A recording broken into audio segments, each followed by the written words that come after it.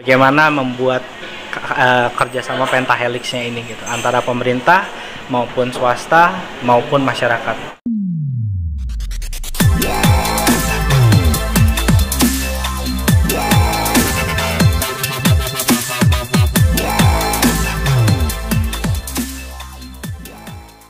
Mas Yosua, boleh dijelasin dong dan dikasih tahu kalau sebagai apa ini kan?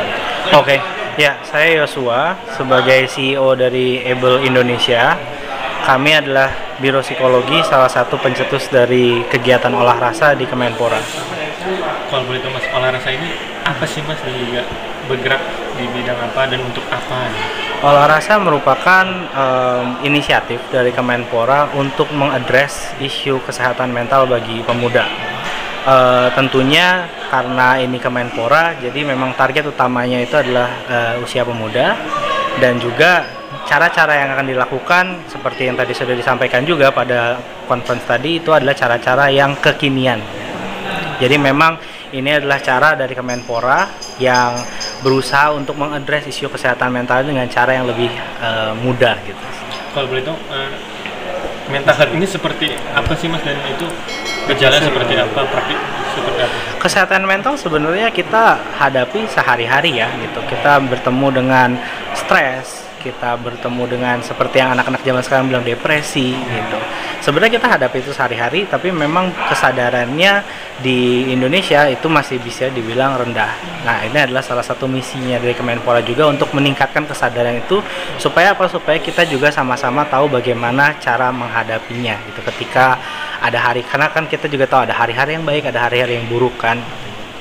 Dan tadi Pak Dito juga bilang mental health olah rasa ini sebenarnya sudah ada di Kemenpora.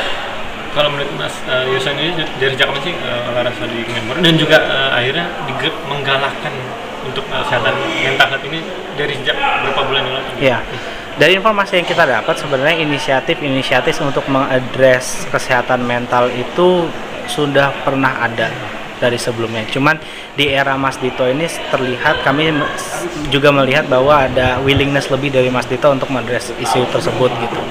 Untuk olah rasa ini sendiri sebenarnya kami memulai kajian ini sejak awal tahun.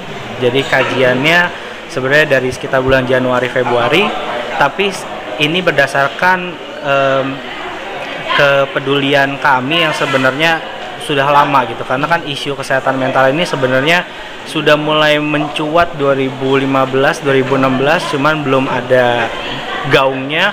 Baru setelah pasca pandemi ini mulai lebih kuat lagi gaungnya. Nah, keprihatinan ini kami kumpulkan dan kami coba kaji gitu untuk bagaimana cara mengadresnya dengan rasa Indonesia gitu. Kalau begitu Mas Yosua salah satu pencetus ide olah rasa ya? Dan beberapa temannya ini boleh ceritain siapa sih? Ada bersama dengan kami juga ada teman-teman dari Menjadi Manusia dan teman-teman dari Genre Indonesia. Tentunya juga di luar kami juga ada teman-teman dari kedeputian, di beberapa kedeputian di Kemenpora ini gitu. Karena kami sangat didukung oleh mereka. Mas, ini berarti Able ID ini boleh jelaskan dong? Ini bergerak di bidang mental juga atau ya, kami Able ID sendiri adalah Biro Psikologi. Kami menangani isu kesehatan mental, kami juga menangani human resource, tapi at its core kita adalah Biro Psikologi. Cuma memang Able dari sejak berdirinya memang selalu mencoba untuk mencari penyelesaian masalah yang beda dari biasanya. Itu dari tahun berapa sih Mas Able ID sudah? Able sendiri sebenarnya kalau dibilang ngumpulnya kapan, ngumpulnya itu sejak 3 tahun yang lalu, tapi kami akhirnya menjadi PT 2 tahun yang lalu. Ini berawal dari keresahan masyarakat umum khususnya ya, dan juga khususnya para atlet-atlet, akhirnya terbentuklah Able ID dan juga olah rasa ya? Awal mula sih Able sendiri itu fokus group discussion internal Mas. Jadi kita diskusi internal, cuman setelah kita pikir-pikir kami menyadari bahwa untuk mengadres isu kesehatan mental lebih besar lagi, kami butuh memang bentukan yang lebih solid, yaitu PT tadi itu gitu. Nah, untuk atlet sendiri sebenarnya setelah diskusi dengan Kemenpora baru itu masuk, dan istilahnya mulai dititipkan juga, tolong bantu pikirin lah gitu istilahnya. Gimana kerjasama dengan Kemenpora? Sangat bangga dan efisien banget. Ibaratnya bisa bergabung lah untuk membantu para atlet yang kena mental. Jelas kami bangga dan kami sangat mengapresiasi. Kenapa? Karena buat kami sendiri, walaupun ini bukan kali pertamanya pemerintah mencoba mengadres isu ini, tapi ini adalah kali pertamanya pemerintah mencoba untuk menyelesaikan dengan cara yang berbeda. Nah, caranya bagaimana? Tunggu tanggal mainnya.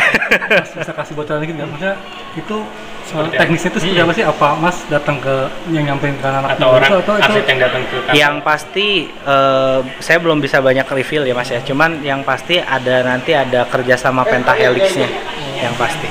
Ini yang sebelumnya belum pernah terlalu dieksplor oleh pemerintah, dan ya itulah yang sebenarnya kami kaji itu, bagaimana membuat kerjasama pentahelixnya ini gitu antara pemerintah maupun swasta maupun masyarakat.